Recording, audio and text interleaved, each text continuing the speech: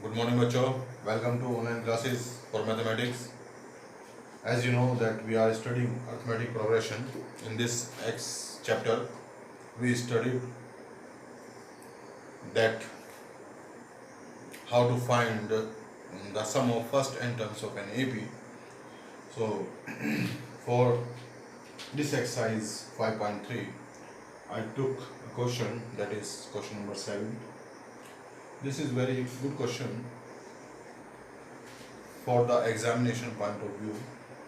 What happens in the board examination? The pattern of the questions is set that it becomes a study question, case study type questions. What I want to say that you have to use multiple concepts in that question. So such type of questions we must study. So I took one questions out of them. So हम यहाँ पर देखते हैं क्या क्या है question में. Please read it. Find the sum of first 22 terms of an AP in which d is equal to 7 and d is equal to 7 and 22nd term is 149. So यहाँ पर हम इस क्वेश्चन को दो तरीके से करेंगे. हमें सीखना है कि कैसे हम मल्टीपल कॉन्सेप्ट्स किसी क्वेश्चन में यूज कर सकते हैं और कैसे जो पेपर सेटर है wants us to use multiple concepts in the examination. क्या गिवन है? हमें 22nd टर्म्स का सम निकालना है, जबकि हमें डी दिया हुआ है, उसका कॉमन डिफरेंस दिया हुआ है, और 22nd टर्म हमें गिवन है.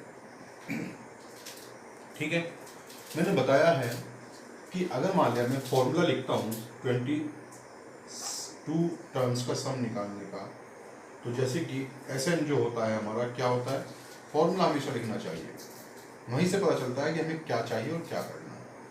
2a plus n minus 1 into D, ये हमारा सम का फॉर्मूला है. अब हमें S22 निकालना है. S22 का मतलब 22/2 हो जाएगा. 2a प्लस 22 माइनस 1 के 21 डी. इस तरह से बनती है बात. डी हमारे पास है, डी हम यहाँ पे रख देंगे, तो ये 7 होगा यहाँ पे, लेकिन हमारे पास ए नहीं है. तो कुल मिला के जब n टर्म्स का हमें सम निकालना होता है तो हमें n पता होना चाहिए, a पता होना चाहिए, d पता होना चाहिए. n हमें पता है 22 टर्म्स है, d हमें पता है 7 है, but we don't know a. अब लेकिन जो ये सेकंड वाला पार्ट इस क्वेश्चन का दिया हुआ है, इसमें हमारा a छिपा हुआ है. ठीक है, तो इसकी हेल्प से, क्योंकि हमें a पता चल जाए तो हमारा काम बन जाएगा, तो इसकी हेल्प से हमें क्या निकालना है, a निकालना है. तो इसमें क्या दिया हुआ है, 22nd टर्म इज 149. एपी के अनुसार 22nd टर्म क्या होती है, a plus 21 d, that is 149. और d is what, d is 7, 21 into 7, that is 149. a plus ये बन जाएगा 147 is equal to 149. It gives a is equal to, ये इधर चला जाएगा, माइनस का हो जाएगा, 149 में से 147 जाएगा तो 2 आ जाता है. तो now we got a is equal to 2. लेकिन एक फॉर्मूला तो मैंने ये लिखा है ये समझने के लिए कि हमें क्या क्या चाहिए और क्या हमारे पास है. लेकिन हम ये भी जानते हैं कि Sn इज इक्वल टू होता है n/2 into a plus l, जहां पर l is the last term. अब क्वेश्चन को जरा एक बार फिर पढ़ें. हमें 22 टर्म्स का सम निकालने के लिए कहा गया है और 22वीं टर्म भी दी हुई है. तो आगे इसमें कितनी टर्म्स है हमें उससे एक पैसे का भी मतलब नहीं है. जितनी हमें टर्म्स का सम निकालने के लिए दिया गया है, अगर मुझे वही टर्म पता चल जाए, यहाँ पे लास्ट टर्म का मतलब एक्चुअली वो है, तो फर्स्ट टर्म प्लस वो टर्म जिसका हमें, वो टर्म यानी जिसका हमें, जितने का हमें सम निकालना है, अगर वो टर्म भी हमें पता चल जाए तो फर्स्ट टर्म प्लस वो टर्म और इंटू n/2 से हमारी बात बन जाती है. तो यहाँ पर मैं इस तरह से इस क्वेश्चन को करूंगा. L जो है मेरी, वो एक्चुअल में क्या है, L A22 यानी कि ये 149। अदरवाइज मैं इस तरीके से भी करूंगा, जैसे आप चाहे ऐसे कर सकते हैं एग्जाम में। इससे क्या है, इससे थोड़ा छोटा हो जाएगा क्वेश्चन। हमने पहले से कैलकुलेशन कर रखी है, एल हमारे पास है 149, सीधा हमें इसमें 2 ऐड करना है और 2 ऐड करने के बाद n/2 से हमें इसे मल्टीप्लाई कर देनी है। देखते हम करते हैं। 22/2 आ जाएगा। ए हमारा कितना है 2 है और जो 22nd टर्म है वो है हमारी 147। तो ये बन जाएगा 11 इंटू 149। ठीक है, 11 इंटू 149, ये 149 था बच्चों, ये गलती हो गई, 149 और ये हमारा बन जाएगा 151। और 11 से झटपट मल्टीप्लाई करना मैंने आप लोगों को सिखाया हुआ है, आज उसका मौका आ गया है यूज करने का। हम एक लाइन में कुछ सेकंड में इसका आंसर निकाल देंगे। 1 एज इट इज रखते हैं, इन दोनों को ऐड करते हैं 6 आ जाएगा, फिर इसे छोड़ देते हैं, फिर इन दोनों को ऐड करते हैं 6 आएगा और 1 एज इट इज, सीधा आंसर। अगर आप इस भूल गए हैं तो मेरी पुरानी वीडियो देखें, उससे समझ में आ जाएगा। तो ये हमारा आंसर आ गया। अगर आपको इस तरीके से करना है तो इस तरीके से भी निकल जाएगा। कितना आएगा 11 2a यानी कि 2 into 2 plus 21 into D that is 7। थोड़ा कैलकुलेशन, आपको थोड़ी सी कैलकुलेशन ज़्यादा पड़ेगी, आंसर तो आना ही है 4 प्लस, और ये आ जाएगा कितना 147 और ये फिर आएगा आपका 11 इंटू 151 और ये आ जाएगा 1661। आंसर तो वही आना है, क्योंकि आंसर तो एक ही होगा इसका, वो थोड़ा ना होगी। लेकिन हमने एक तरह से जो दूसरा मैंने एक नोट लिखवाया था, जब हमें लास्ट टर्म पता होती है तो n/2 into a plus L से भी हम सम निकाल लेते हैं। तो यहाँ हमें लास्ट टर्म ही पता है। ठीक है, तो एक क्वेश्चन और करके देखते हैं, समझ में आएगी बात। तो बच्चों एक क्वेश्चन और देखते हैं, क्वेश्चन नंबर 14 है इसी एक्सरसाइज का। बहुत अच्छा क्वेश्चन है, मुझे अच्छा लगता है क्वेश्चन और इसका यूज भी होता है, कॉम्पिटिटिव एग्जामिनेशन में बहुत आता है। क्या कह रहा, find the sum of the odd numbers between 0 and 50। Question को जरा थोड़ा ध्यान से समझने की कोशिश करेंगे। मैं इसे 2 तरीके से कम क्वेश्चन को कराऊंगा। एक बिल्कुल शॉर्ट ट्रिक बताऊंगा कि विद इन सेकेंड्स हमारा आंसर आ जाएगा, कोई दिक्कत नहीं। एक हम सिंपली, वो ट्रिक भी एपी की वजह से ही आई है, ठीक है, और एक हम सिंपली जो हमारा ट्रेडिशनल मेथड है एपी से निकालने का सम, उससे हम करेंगे। पहले क्वेश्चन को समझते हैं। 0 और 50 के बीच में जितने भी ऑड नंबर्स हैं उनका सम निकालना है। इसमें कई बार थोड़ी सी लैंग्वेज चेंज कर देता है, कहता है find the sum of odd numbers from 1 to 50। 1 से लेकर 50 तक के बीच के जितने भी ऑड नंबर्स, बीच के नहीं, जितने भी ऑड नंबर्स हैं उनका सम निकाले। बात एक ही है, यहाँ पे बिटवीन वर्ड यूज कर लिया है, तो थोड़ा सा वर्ड्स पे जरूर ध्यान देना है when you are doing the questions of mathematics. Words play a very very important role in mathematics, ठीक है, because no word is unnecessarily use in mathematics. ये आपको हमेशा ध्यान रखना है, मैं बार बार बताता हूँ इस बात को।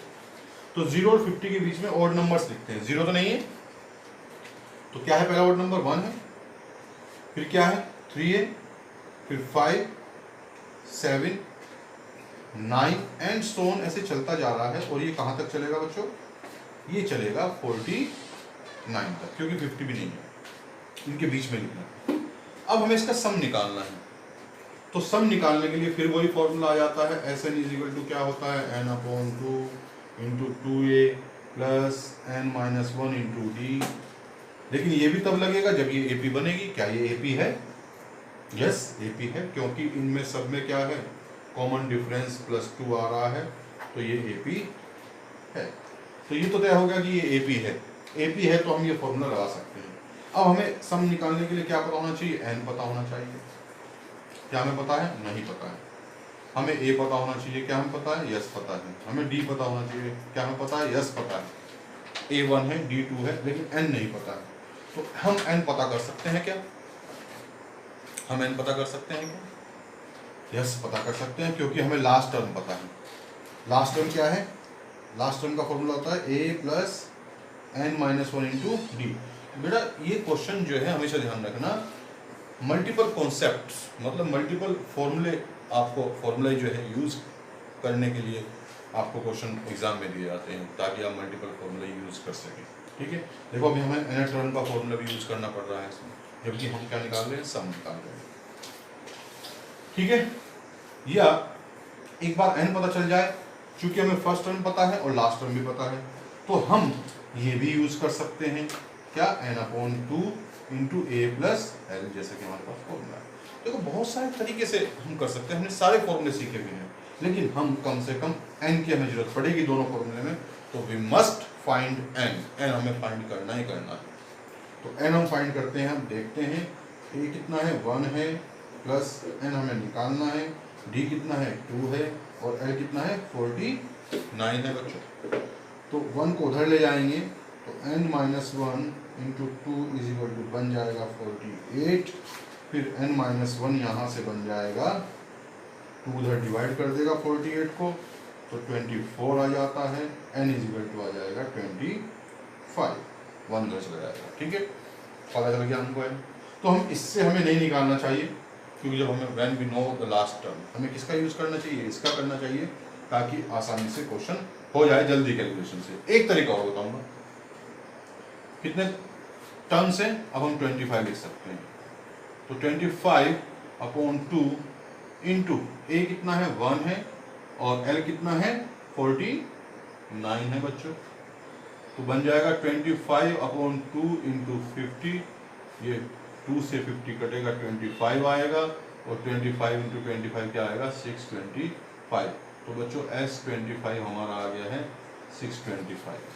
हमें ये करना पड़ा, ये तो हमने AP का यूज करके किया है। एक बच्चों मैंने आप लोगों को इसमें दिया था कि find the sum of first n odd natural numbers.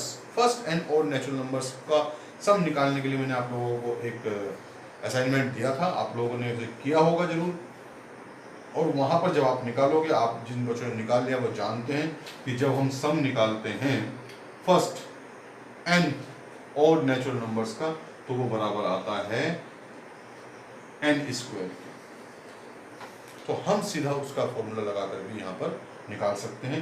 ये सभी n नेचुरल नंबर्स हैं, कैसे, ऑड नेचुरल नंबर्स हैं, लेकिन कितने हैं संख्या में, एक बार ये पता चल जाए, ये संख्या में है 25 हमें पता चल गया है, तो 25 का सीधा स्क्वायर करेंगे, कितना आ जाएगा 625। तो सिर्फ आप लोगों को क्या करना था, इसका कुछ लेना देना नहीं था, जब हमें पता चल गया था एक बार कि ये ऑड नंबर्स हैं, हमें we just had to find the number of terms, number of odd numbers.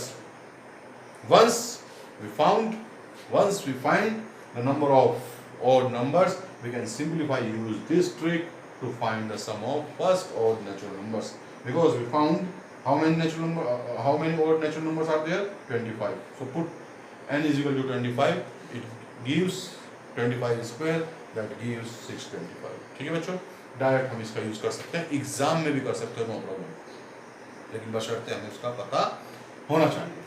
तो बच्चों आज हमने 2 बहुत अच्छे क्वेश्चन किए हैं, और अब बचे हुए क्वेश्चंस आप लोगों को करने हैं और अपनी प्रॉब्लम शेयर करनी है। मुझे उम्मीद है ये दोनों क्वेश्चंस आप लोगों को समझ में आ गए होंगे। ठीक है बच्चों, thanks for watching, bye bye.